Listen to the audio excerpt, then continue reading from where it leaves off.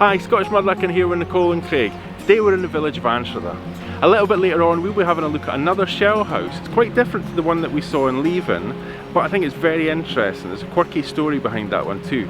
Just behind me you can see the Dreel Burn. So we're going to have a wee look around this area and see what we can find. As always, a huge thanks to everyone for watching the videos, for commenting, liking and subscribing. If you haven't subscribed, please take a moment to subscribe to the channel. It's easier than ever. We now have a little icon down the bottom of the screen. You can tap that and you will be subscribed. An extra special thanks to everyone for all the support you've given us through our Etsy shop and through Ko-fi. Without that, we really couldn't keep doing this, so thank you so much for your support. As I'm sure many of you are aware now, England is in lockdown. Scotland, thankfully, is not. We have, however, been advised to maintain social distancing and to limit our travel. Thankfully for us, that won't affect things very much. We've been doing all our videos within a reasonably short distance of where we live, and will continue to do so until things are all clear. In the event that Scotland does go into lockdown, we still have a whole bunch of films that we've been squirreling away over the course of the summer. We've kept busy, so we have enough films now to see us well into the new year. Thanks again for all your support.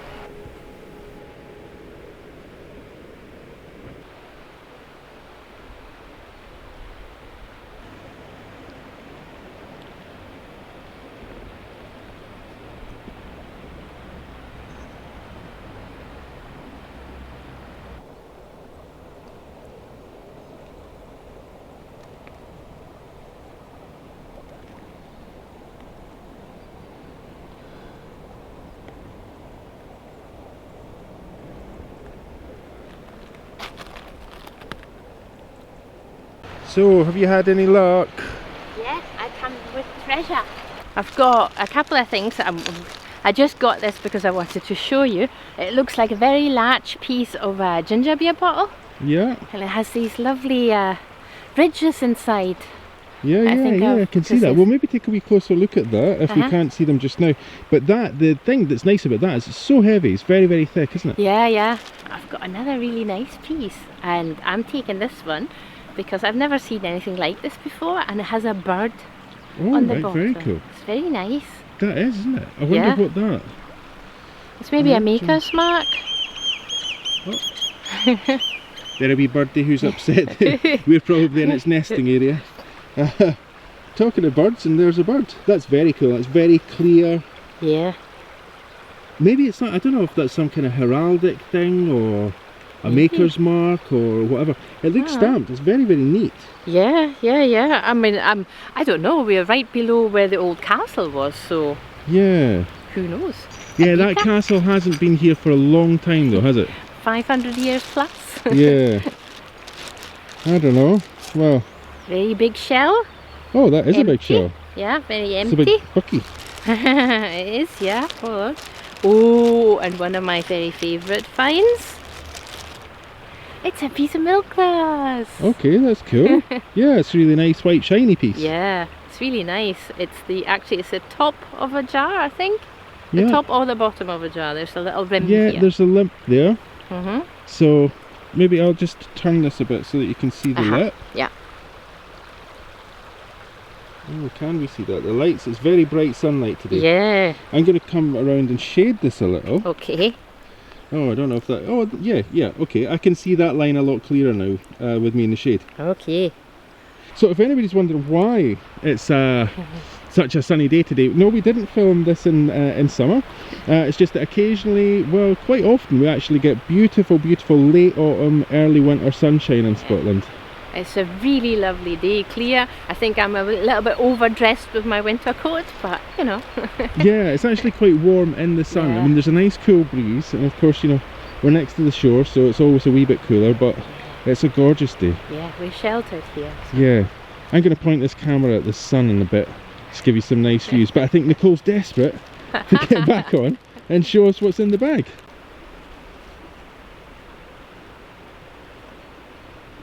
Okay, so we've come over to this nice wall. Well, I say it's a wall, it's not, well, it probably is actually man-made. Yeah. It's a wall, but it's made of huge stones. Yeah. You'll see it in a second, because we've decided to put the stuff down here so you can get a nice clear look at it. So Yeah. maybe, do you think you can take us through what you found there then? Yeah. Transferware here and here. This one's really nice. Yeah. And there's one over there. And there's like pictorial pieces. I can't quite make out what it is. There's a Yeah, let's have a wee look. We'll see if we can get a close-up on that. It looks like it's a lake with grass growing into it. This one's probably a blue willow because it has a little house there, and it looks like that fence piece. Yeah. So we've got wild shadows today, folks. The sun is low in the sky. As I say, it's late autumn, so we're getting a very, very low sun in early afternoon here. Yeah. And there's my favourite pattern, the Grecian pattern, Oh, yeah. and a kind of partial spongeware piece, and the tiniest piece of blue. It's a very little piece of blue, but you know, like a bottleneck, Yeah. never leave behind. Never leave it behind. And a special thing, a special So find. you've got a special find. Yeah, I do. Something that I have not found before. Okay, cool. It's not glass and not pottery, but I believe it's a fossil. Okay, so we thought we found a fossil before, but I've had a wee look at this one, and I think it's, well, if it's not a fossil, I have no idea what it is. It's very pretty. As I say, it's very bright light. Yeah. That looks pretty clear to me. Mm-hmm. Looks like it That's might. awesome. Yeah. Rescued from the cold river. Or Yeah, the so burn. this is the Dreel Burn that we're in at the moment. Yeah. The Dreel Burn sort of like kind of comes through Anstruther and then out into the harbour, which I'm just going to swing around to show you. So this is where the Dreel Burn empties out into, and of course the sea mixes with that fresh water as soon as the tides come in.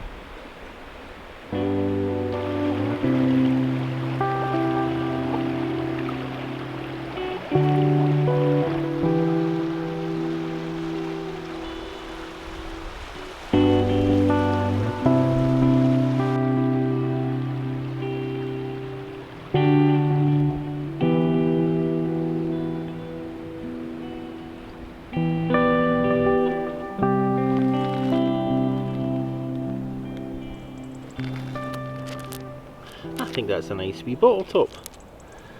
Either that or maybe the edge of a wee jar or something.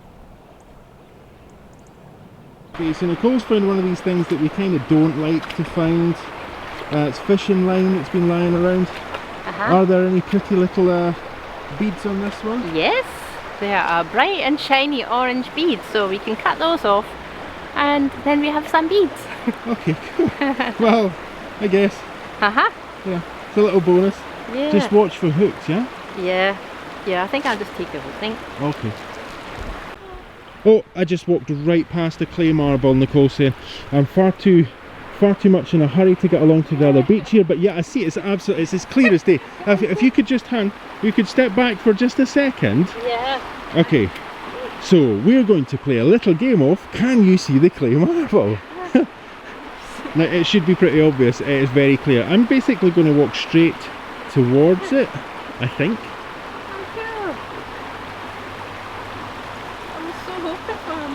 You know what, I mean, I can see even at this distance through the camera, it is just so bright, and it's quite large. It's larger than a lot of the clay marbles that we see. That is so cool. Oh, sadly I can't claim to have found that clay marble. No, but you pointed me in the right direction, so I'm going to pick it up now. Yeah, I think my big feet pointed you in the direction of it. Oh, prize find. That's a really nice one. Yeah, love clay marbles. Awesome. That's lovely. Gotta be happy with that, no? Yeah. You know. Find a marble, happy days. Yeah, marble. Always the best finds. Yeah. Don't tell the beads and the stoppers.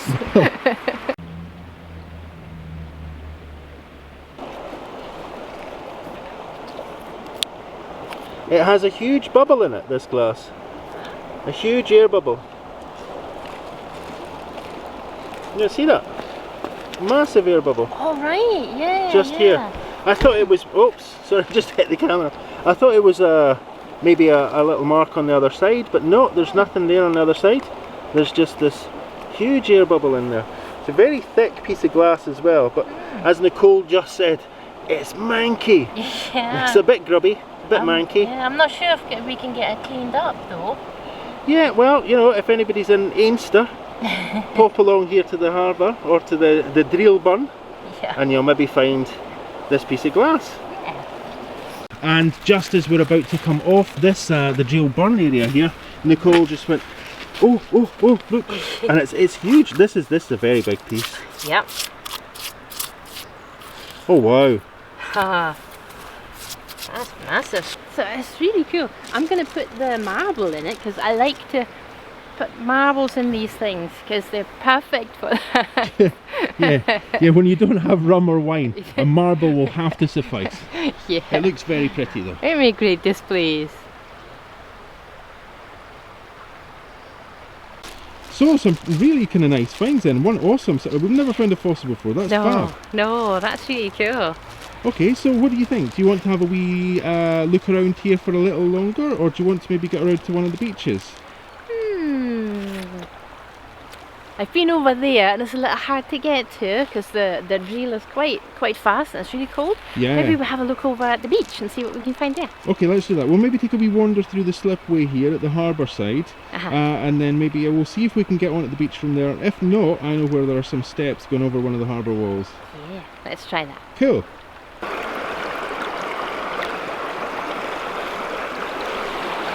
That's a nice wee bit. Thank you.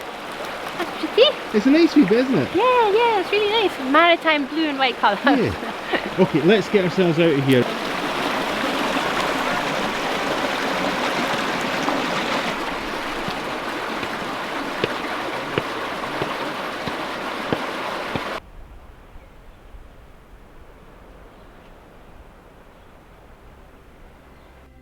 The first thing to note is that Anstruther was actually two towns, Anstruther Easter and Anstruther Wester.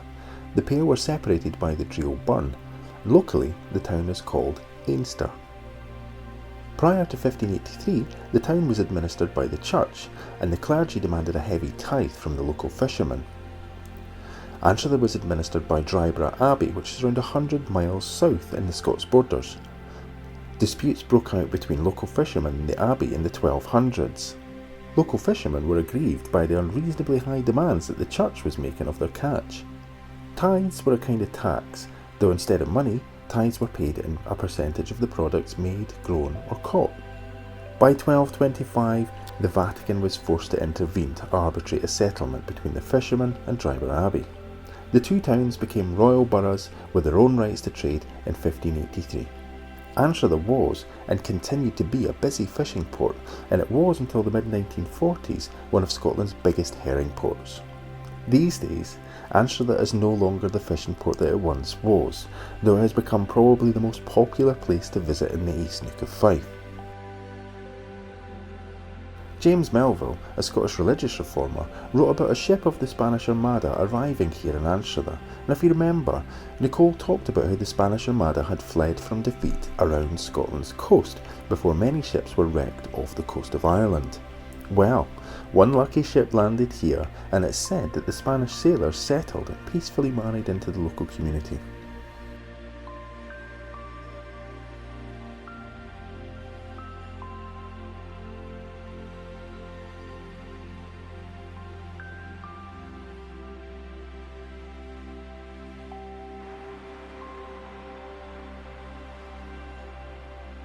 The house here once belonged to Alexander Batchelor, a local slater or roofer who developed a strong desire to decorate his house and many of its contents in seashells.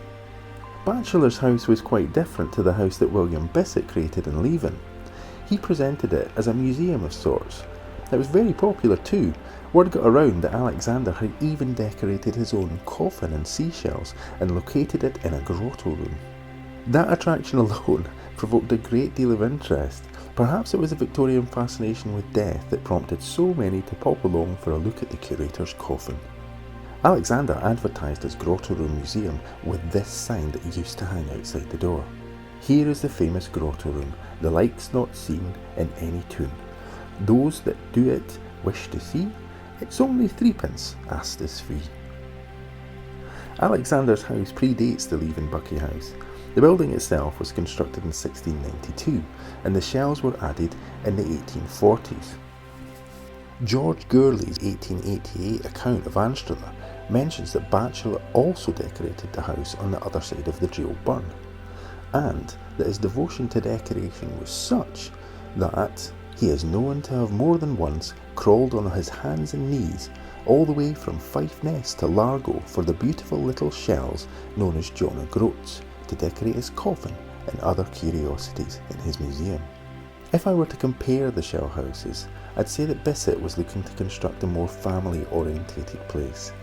Batchelor's shell house leant towards a more eccentric interest, and I'm sure that each reflected the interests of their times.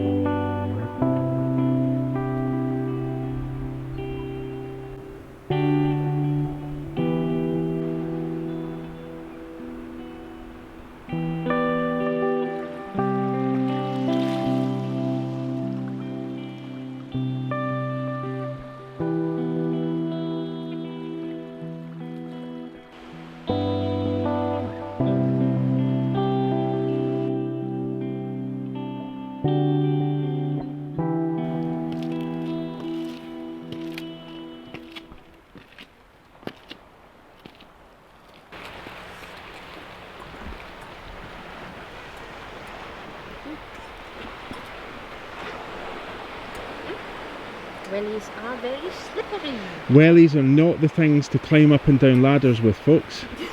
Nope. They're not designed for that kind of behaviour. Extra careful. Yeah.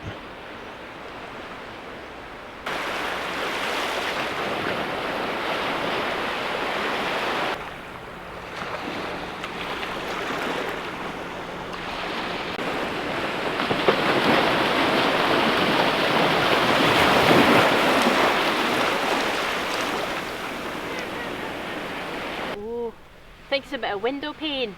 Alright. Oh, it's well thick, isn't it? Yeah, it is.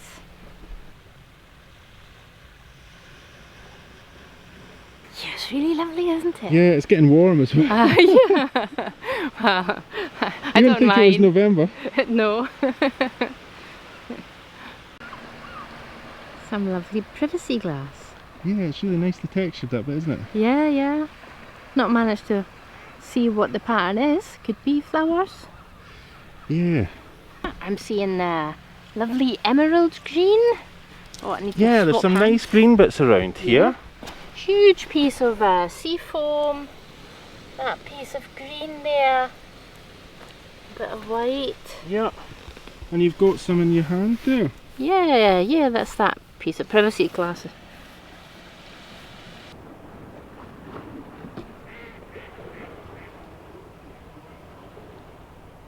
The very first thing that I made when I started making jewellery 5 years ago were mermaid ornaments for Christmas trees. Now, because we're making some Christmas decorations, we've decided to make a couple of mermaids and put them in our Etsy shop. We found some really nice small pieces here today and they're going to be perfect for the mermaid ornaments. We'll probably mix them up with a couple of pieces that I've got at home, but these are the ones that we found here, so we'll definitely use them.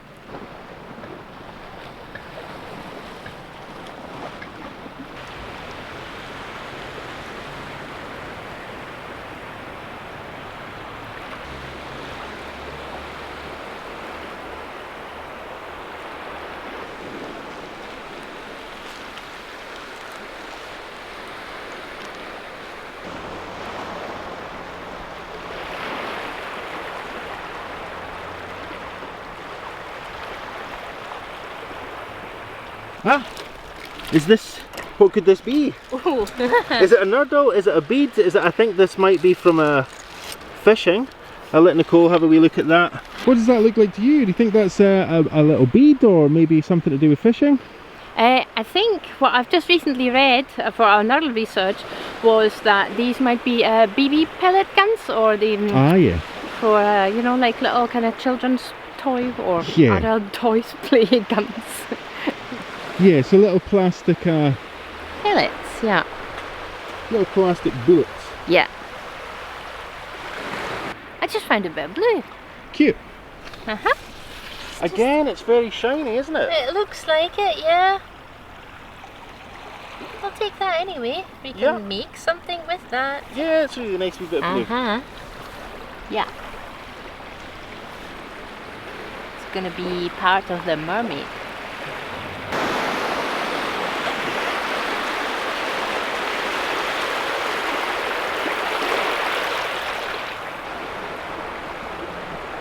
These limpet shells are really huge. Look, they're hanging onto the rock. These are still alive. Yeah. So we're gonna leave these. Well, yeah, unless we want to eat them. I think we should leave them where they are. Uh-huh. Yeah.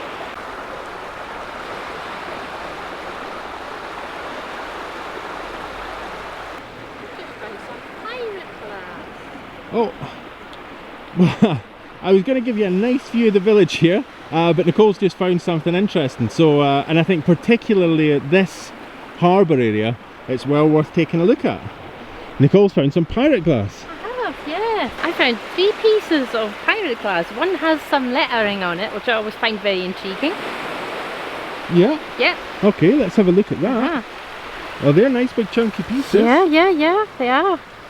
Okay, the sun's not our friend today. Alright. It's very, very bright, very harsh. I'm going to go in the shade, see if that makes a difference. Yeah, you're not getting to see them in the glorious sunlight. We'll have a look at that in a minute. Okay, nice. Yeah. Very shiny in here. This is so shiny. Yeah, it is. These are really, really thick pieces, and I think we'll take these 3. Awesome, cool.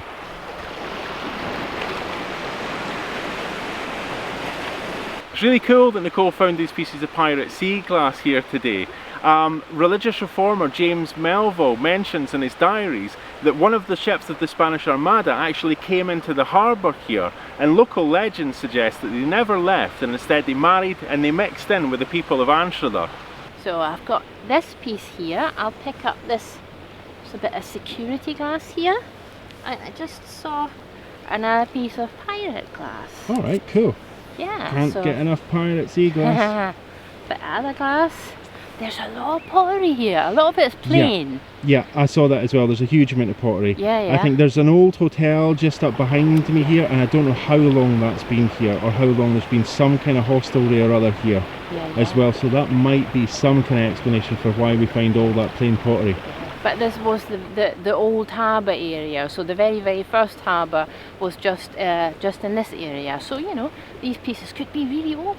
Yeah, this is it. This is one of the things that we find as well. Where you find harbours and rivers or burns, it's usually started off that people started just parking up their ships on the embankments of the burns and the rivers there. And then they slowly developed over years into harbour areas. Just waiting for that clay pipe now. Yeah, let's see if we can find a clay pipe. Yeah, have a look at these. Okay, cool. That's a really nice piece of pirate sea glass there. Yeah, that is. And there's a bit of transferware, and that one, that is security glass. Yeah.